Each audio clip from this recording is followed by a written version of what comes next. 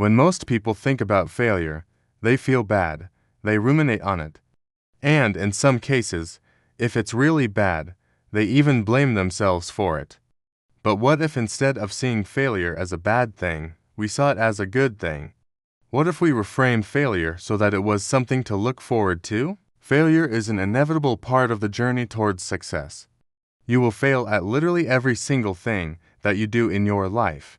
In fact, there are people who have accomplished amazing things, but their path to get there was paved with thousands and thousands of failures.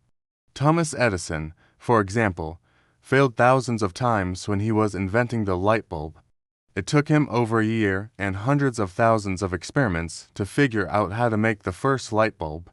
Even then, after all that effort, his first light bulb only lasted for a mere 40 hours. Now, if you were Thomas Edison, would you have quit after all those failures and not invented the light bulb? Or would you keep going until you succeeded? If you want to be successful in anything, then you need to be willing to embrace failure. Because without failure, you will never be able to learn, improve, or grow. Now, before we go further into this topic, allow me to introduce myself. I am the founder of a company. Our company provides AI-driven tools that help creators turn their ideas into reality. If you're interested in learning more, make sure to check out our website. And also, I am co-authoring a book called How to Get Famous, which is going to be published by HarperCollins in April. I have personally tried thousands of business ideas and I've invested millions of dollars into startups. And my whole career has been focused on helping others succeed. And one lesson that I've learned from all of this is that you need to be willing to fail over and over again. And it's really important that you don't feel bad about failing. Of course, you shouldn't feel good about failing either, but you definitely shouldn't feel bad about it either.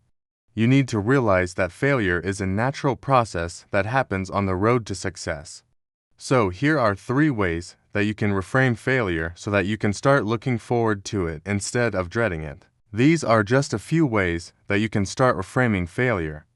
And if you're able to do this, then you will be unstoppable.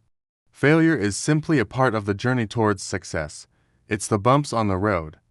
But if you're able to see those bumps as a positive thing, then you will be able to reach your destination.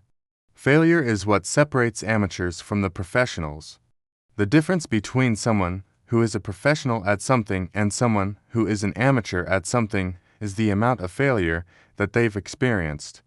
Professionals have failed so many times that they've learned how to master their craft.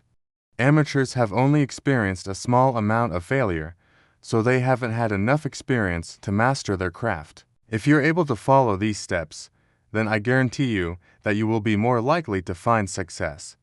And that's it. These are the 3 ways that you can start reframing failure. I hope that you enjoyed this video. If you did, make sure to subscribe and check out my upcoming book, How to Get Famous.